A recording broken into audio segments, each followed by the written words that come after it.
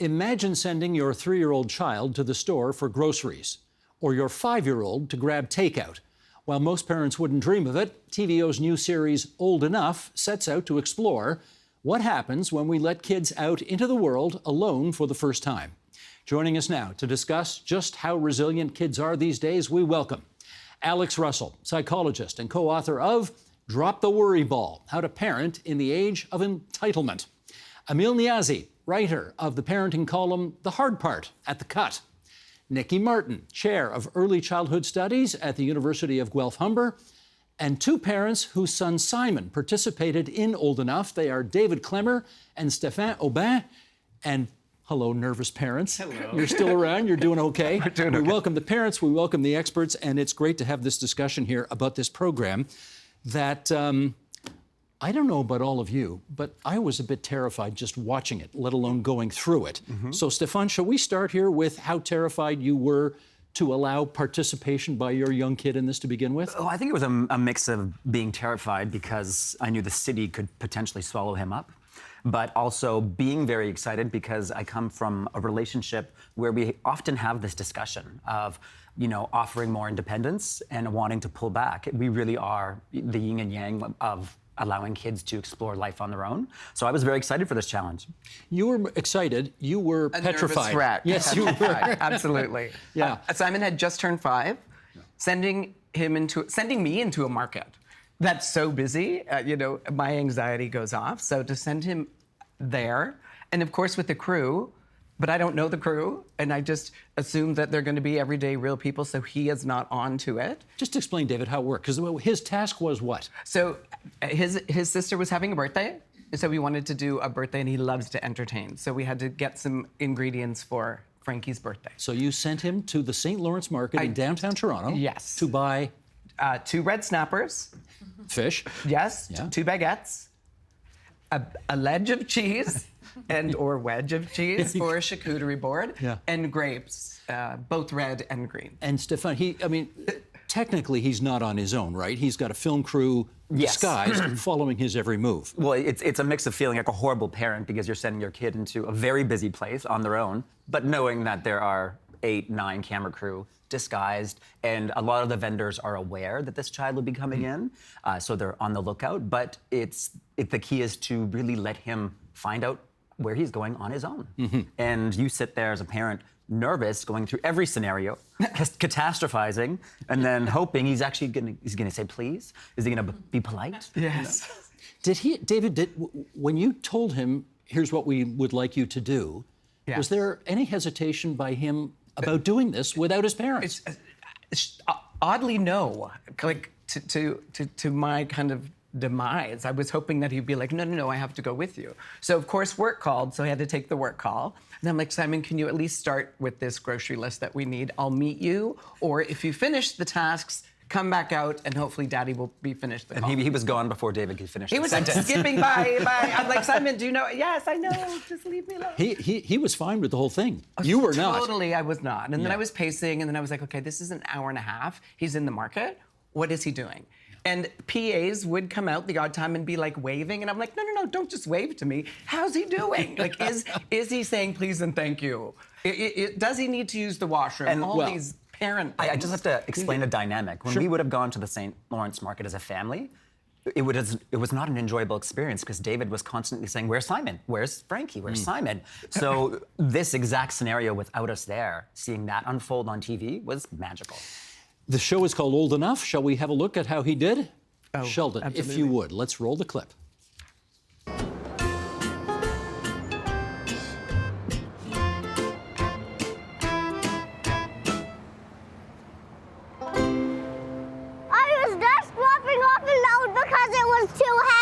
Yeah. Let's have a look. Are you so tired? Only the bread I have to run in back to the store to get. I got the fish, I got the cheese, Okay. and I got the grapes. Both colors. Okay, so you're gonna go back in? Yeah, they get the.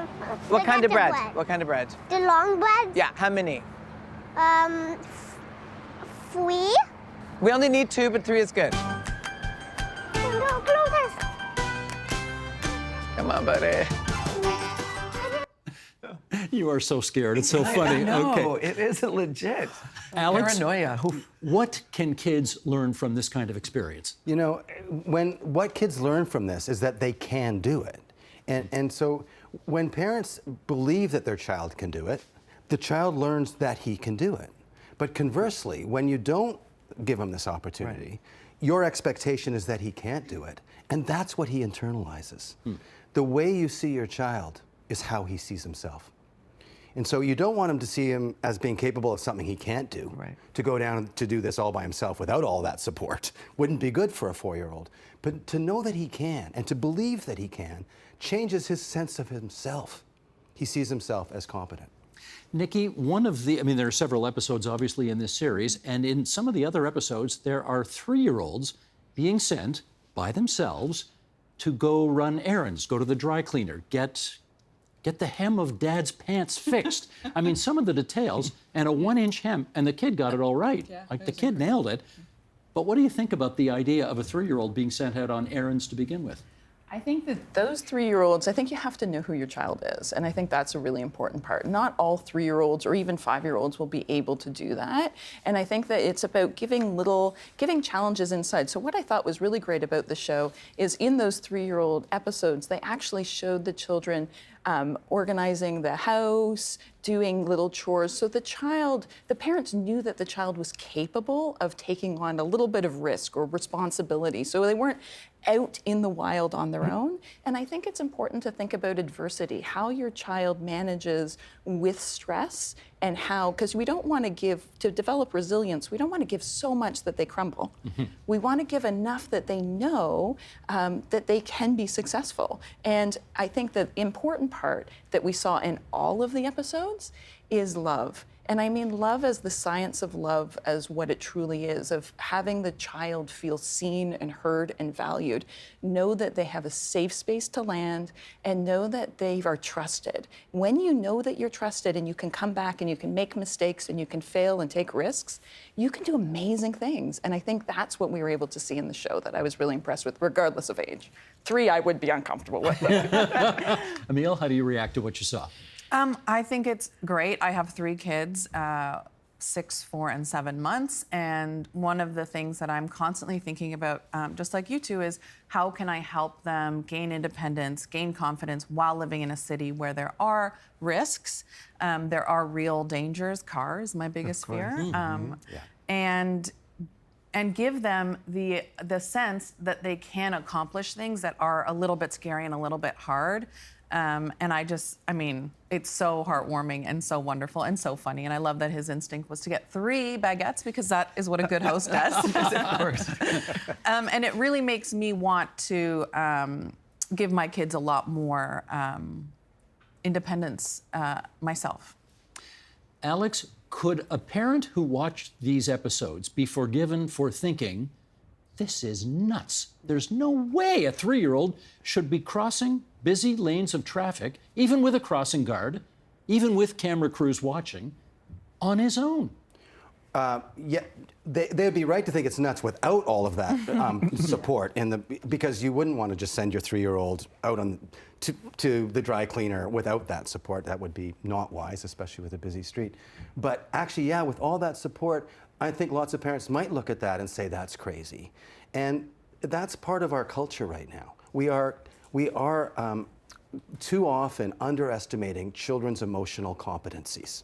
They're capable of a lot more than we're aware of. We've become helicopter parents, and part of that is underestimating what kids can actually take on. And as I was just saying, when we underestimate them, they come down to that level. What we need to do is work in what they call the proximal zone of development, to see that what's just becoming capable, they're just becoming capable of, and we operate in that zone. And so that sometimes they try and fail, but it won't be catastrophic. It might be a bit painful, but we believe in them, and when we believe them in that way, up they come each time. And we're a generation of parents who tend to do the opposite. Yeah. Let me go back to the parents here. What do you think your son gained from this experience? Oh my gosh, the echoes of that day we hear every single day. He has developed a sense of self and confidence from that one experience, which is kind of shocking. But he refers to that day of shopping so many times throughout his interactions with other people at school. Something as simple as our older daughter, it took her a long time to be able to walk ahead of us to go to school. Well, Simon right now, because he had that experience, he is able to go right with her, hand in hand, and he feels that we are there for him, but he is strong enough to do it on his own. David, do you worry there is a part of him that is, because he nailed that, Right. overconfident, and he may not recognize dangers when he should? Well, of course, I'm not parent, and of course I will think that. But it was really refreshing for me to actually view the episode because I wasn't in the market with him. And he is a good little independent kid that I had not seen. He was not afraid to ask for help. He was corresponding with adults, and a lot of children I find are quite shy and intimidated by these taller people. But he's not, and I'm a lot less worried. But I think he also is a smart enough kid to know his own boundaries, he's only going to test himself a little bit at a time as well. I do feel he's that kid. He's got a good head on his shoulder. And Frankie as well, even maybe just a bit more reserved. But I think they're going to tread the waters knowing that they can at least do these things now. And they can do them without us, which... I think we also discovered that as parents, sometimes out of fear or for some reason, we shelter them from strangers' reactions to them in that moment. And watching the episode and seeing how lovely people were with this little child gave him, I'm sure, the ability to think that he can go up to anyone.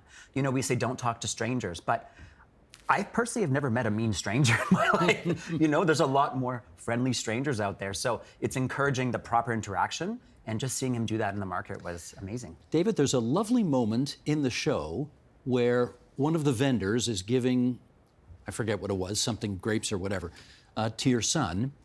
And she says, now you go take this home to your mom and dad. And he says, very matter-of-factly, Right. without hesitation, oh no, I've got 2 dads. Yeah. When you saw that moment on It was tape, a pretty what'd you proud think? moment, I have to say. And you know, we've always been 100% honest with the kids as soon as they were old enough to kind of understand how did this work. We've been very upfront, and they're very proud of that too. You know, Father's Day in our house is a big deal. Mother's Day, well, we still go out for dinner and celebrate. There's some grandmas and a lot of aunts that they do get that holiday as well. But yeah, it's a pretty amazing experience. Almost as much for me as it was for Simon. Emile, I wonder how parenting, I mean, you watch parenting, obviously, that's your thing. How's it changed from the time you were a kid to now that you're a parent? Well, I think we are, far more aware of how we can screw up our kids. I think there's just a glut of information out there, and that information often changes. You know, you can read a book now, and then 6 months from now, 11 think pieces about how that book was completely wrong, and you've already adapted your parenting style to, you know, evolve, and then it evolves again. And I think we are very conscious about making sure we don't, you know, mess up our children. And I think that means we parent with a lot of anxiety, with a lot of fear.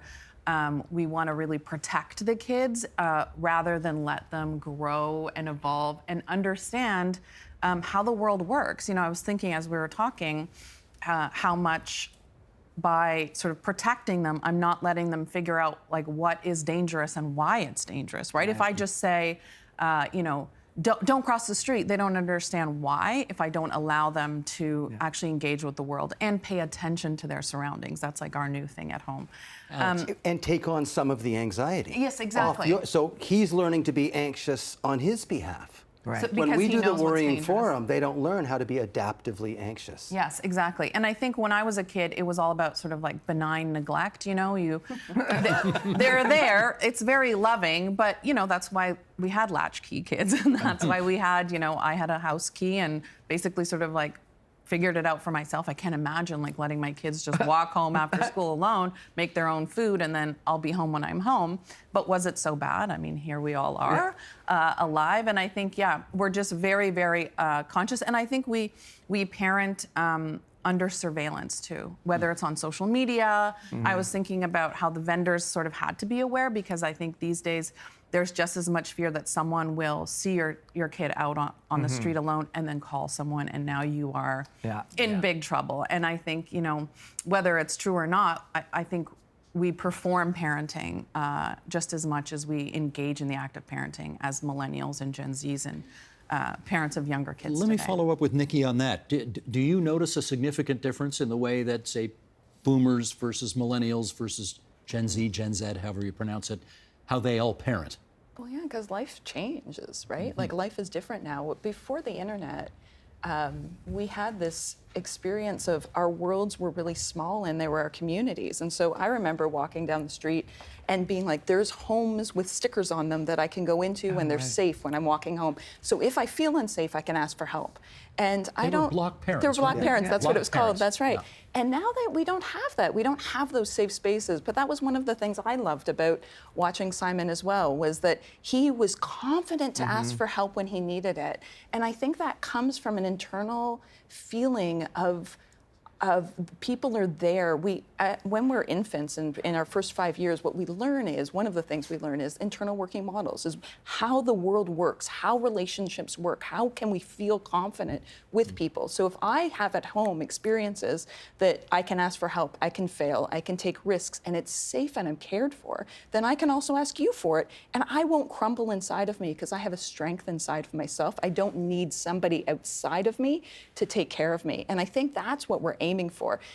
With the internet and now social media and everything evolving over time, the world has gotten smaller. So we have this sense of everything's really scary. And my child's going to be abducted. And I'll be honest, it'll be really hard. Like, can you live with yourself if you take a risk and your child is abducted? I could never live with myself. Like, that risk feels too great for me, but it's also not real. And that's the interesting part, is that in our communities, we can see, and one of the beautiful things I loved about your episode was you could see that people were there to help. Here's a little guy walking through going, hey, where's the bread? And they're like, oh, just down there. Like, it's amazing. And I think that was a nice reminder for me of people are there to help and support. And I agree, I've never met an unhappy stranger. I've met somebody that didn't help. So I think that maybe it's an opportunity for us to rethink. Your son did this, but your daughter is older. Yes. Could she have done it, or would you have wanted her to do it? I think when it says, when they say you have to get to know the child, there is a very stark difference between Frankie and Simon in terms of their confidence level to engage with the world. Frankie's how old? Frankie is 8 years old. That's your daughter, and Simon is? Simon is 5. 5. Yeah, he had just turned 5 at the time. A little more apprehension there, and I feel like with Simon, had there been an experience that may have not gone well during the St. Lawrence Market extravaganza, he would have worked through that, and it would have been very easily let go. Perhaps with our older daughter, who just has a bit more anxiety, I would have been more hesitant because that might have been a little more traumatic, whereas I wouldn't want to fear to develop of being on your own, I'm trying to encourage her to be on her own in the world, and Simon is quite open to the idea. Perhaps because he has an older sister, to always give him that support, But yeah, it's a different child. I don't think Frankie would have left my side. No. In all honesty, especially with that list, or she would have, purchased one thing and then quickly ran back to make sure that I'm still coming to join her. There's no question. She's definitely that. She's reserved. She's a lot more calculated. She's a thinker. So she'd be like, I know what's going on here. Can I ask you though, David? Are you're a very short leash parent, or you were anyway? You're a much more. Yes. Are you a longer leash parent now that you've seen what's possible? Absolutely, I have to say. You have changed. And I have changed, and it took just looking in at this episode to be like, my kid's okay. He's going to be fine. And those are some nice strangers that he met. Alex, same family, 2 different kids, 2 different experiences, 2 different levels of capabilities according to the parents. Yeah. How do parents decide what's age appropriate and when? Well, I'm so glad you're paying attention to who your kids are. I mean, it's true that age and stage, there's some general truths that at 18 months, you should have baby gates at the top of the stairs for all kids, right? So there's certain standard, there's certain benchmarks that are a bit more universal, if you like. But every child is so different, and you can hear that Frankie and Simon are very different individuals, especially when it comes to anxiety. And so, you know, Simon's a bit more robust. And I loved your question. Are you worried now that he's like, look, Ma, no hands?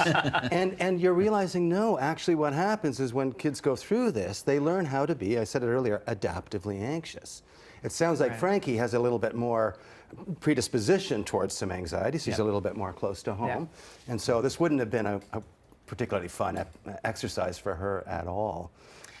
You've got 3 kids. Now, the youngest is less than a year, so perhaps this question doesn't make sense for that kid yet. But have you had discussions in your household about the relative levels of resilience you see in the 2 other kids and what they can handle, what they can't handle? Absolutely. I mean, I see it on you know, in small ways, like ordering at a restaurant. And, you know, we started letting them sort of choose and be the one that orders.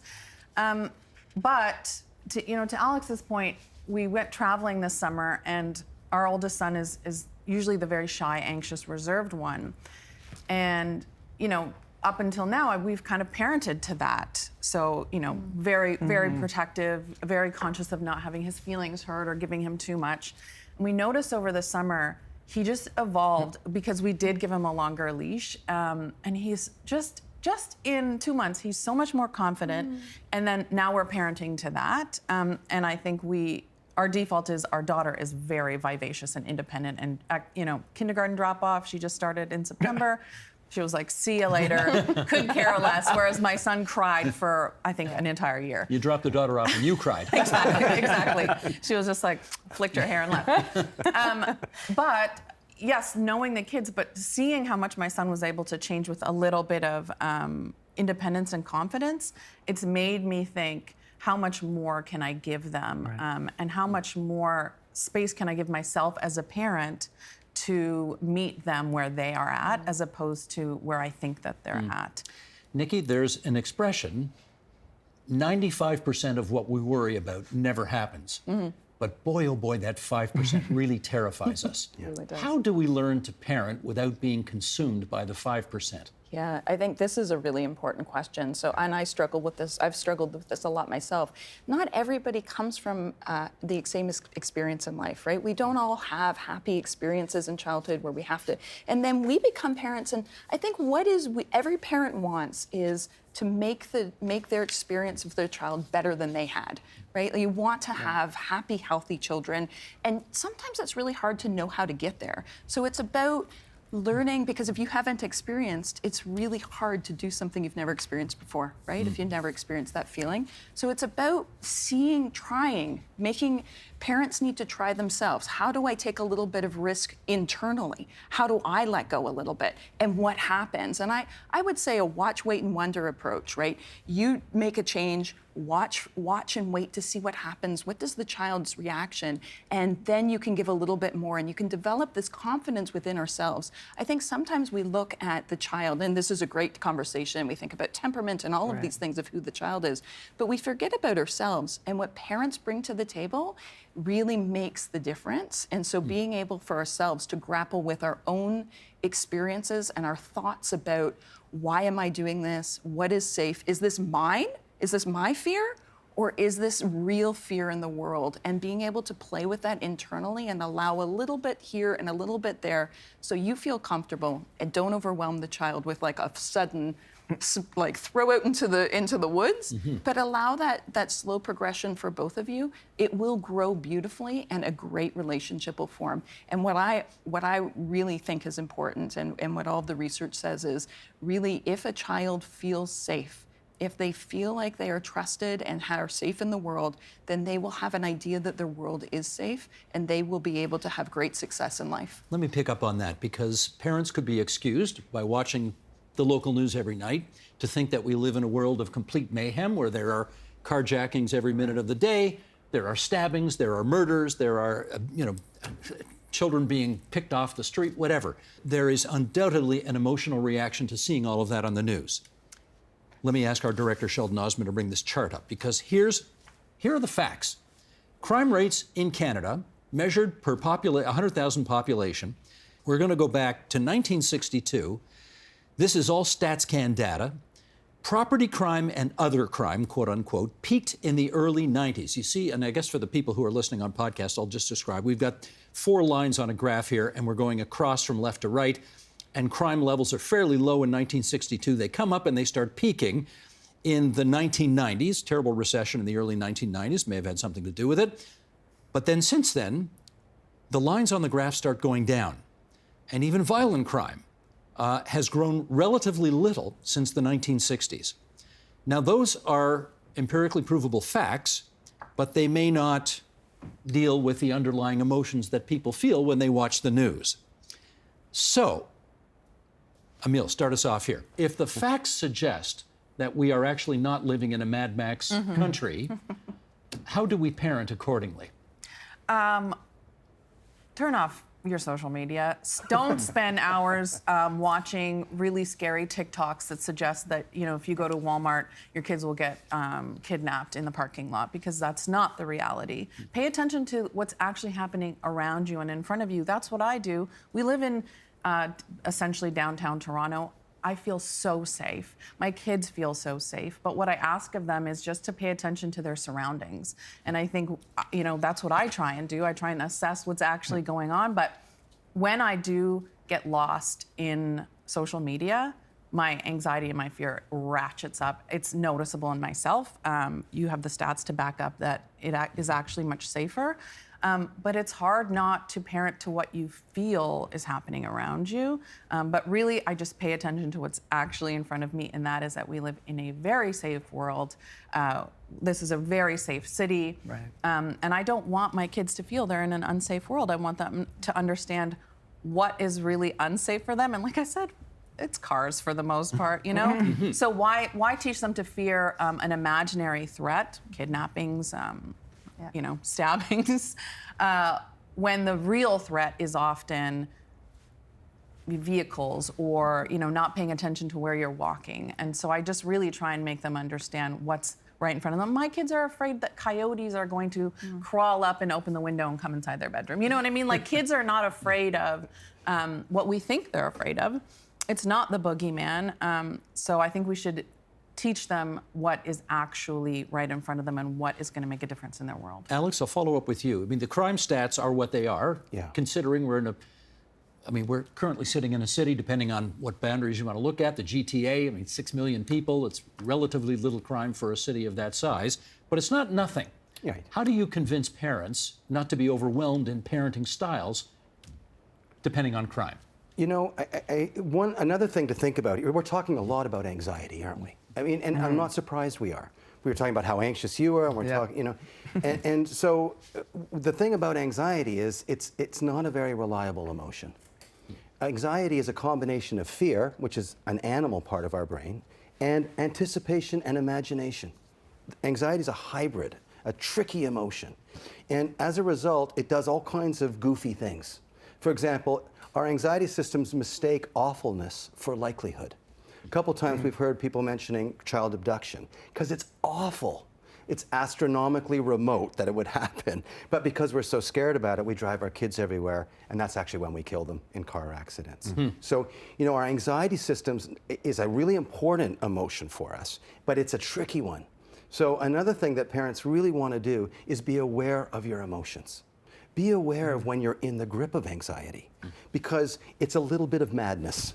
Just a little bit. You can hear this coyote's going to climb in our windows. That's the childhood version of it. And as adults, we're worried. It distorts our ability to really assess the situation. So all parents, all modern parents, where there's so much weight on our shoulders as parents, we feel so obligated to our kids now. It's not all bad, but we do. We're inundated with anxiety. And if you're not aware of your anxiety, you'll act out on it. If you can name it, you can tame it. Hey, that's a good one. Yeah, If you can name I didn't it, you make can that tame it. up. But you know, if you don't name it, you still might act out on it. But at least you have a fighting chance to be aware that you're in the grip of this emotion. Parents, do not misunderstand this question as sounding judgy, because it's not meant to be judgy. But we were in the green room before we started the program. Your son was on a device. He's 5 years old. Do you think about what social media you're going to allow him to consume and at what point? It's a conversation that we speak Daily. every single day. It feels like that devil and that angel that are always on our shoulders, trying to advise us how to do it. And the answer, there's no clear answer. For example, today's device, that was an agreement that I made with Simon this morning a long time ago, and he was looking forward to being able to be on that device while I was in here, and he's holding me accountable for that. But yeah, we speak about that, and I almost have more anxiety as a parent when it comes to that aspect of raising your children than I do about letting my kid walk to school or go to the store on their own. I find that the internet has a much more daunting way of controlling us, and it can do a lot more damage. And I speak from a personal experience of me getting anxiety from being on the internet, and then how can I expect my kids to be able to navigate this world when it's almost so new to me that I find myself getting wrapped up in it, and their brain is this big. How can they develop into a human being if they're scared of that world and the real world? David, he's on the device. I hope he was not on X or 4chan or something like Yeah, that. no, I don't think He's he watching was. reruns of the agenda. Smart kid. There we go. Smart kid.